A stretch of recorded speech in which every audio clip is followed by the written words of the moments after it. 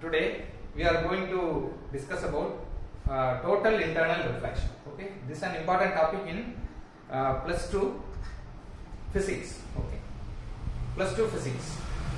Okay. So total internal reflection அப்படினா என்னன்னு பார்க்க போறோம். So நம்ம தெரியும் already we have studied about refraction. Okay, so how the rays of light passes through refraction. So here the ray of light is passing here. This is the source of light. Okay, so here the ray of light passes from the denser medium to rarer medium. So what is denser medium? This is the oil-like. This is the oil-like substance. This is the oil-like substance is called denser medium. Okay. So rarer medium is like water medium or some other medium. Okay. If a light rays passes from a denser medium to rarer medium, so this is the surface of separation. So this is the surface of separation between the denser medium as well as the rarer medium. Okay. So when the ray of light passes from the denser medium to rarer medium, so it always bends away from the normal. Okay. So if the ray of light passes from the rarer medium to denser medium, this is the normal. The normal is the one which is drawn perpendicular to the surface of separation. Okay. So this normal is drawn perpendicular to the surface of separation, and the source of light passes from the denser medium to rarer medium. It goes away from the normal. Okay.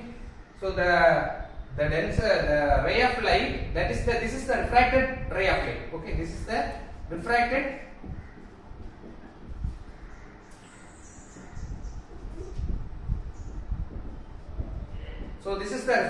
ray of light. This goes away from the normal. So if the ray of light passes from the rarer medium to denser medium, suppose if the ray of light passes from rarer to denser means, then the refracted ray bends towards the normal. Okay, so it goes away from the normal. The normal விட்டு கொஞ்சம் அப்படியே விலகி போகும். So that is the nature of the refracted ray if it is passed from the denser medium to rarer medium. Okay, so now what we are going to do is, so this is the angle of incidence. Since this is the incident ray, and this is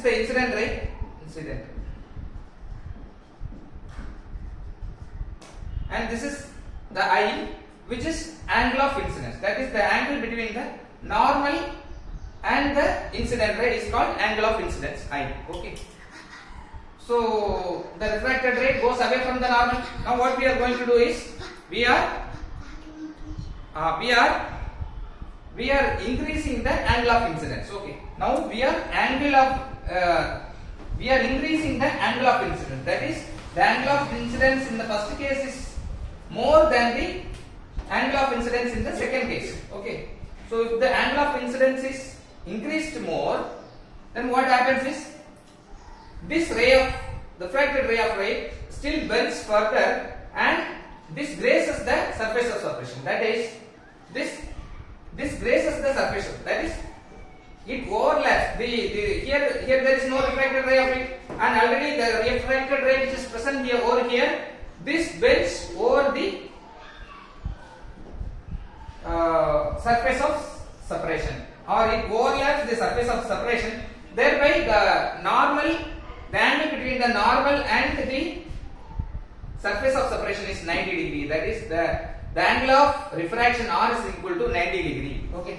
So then this angle is said to be the critical angle. Okay. So if the angle between the normal and the surface of separation is 90 degree, then that angle is said to be the critical angle. This is critical angle. Okay. Now what we are going to do is, in the third case, this is case 1, case 2 and case 3. In the third case, we are still increasing the surface of separation. We are still increasing the surface of separation more than the critical angle. Okay. That is, we are still increasing this angle should be more than the critical angle,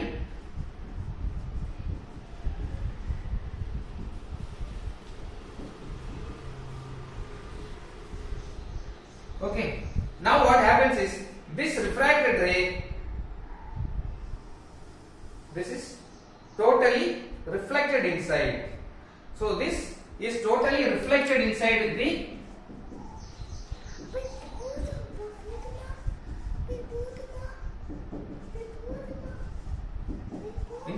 denser medium.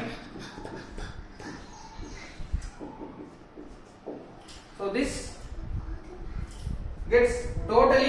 refracted ray gets totally reflected in the denser medium, and this is called total internal reflection. So the source of light or the incident ray is when in the third case it is totally reflected inside. This is called total internal reflection. Okay. It's okay. Thank you.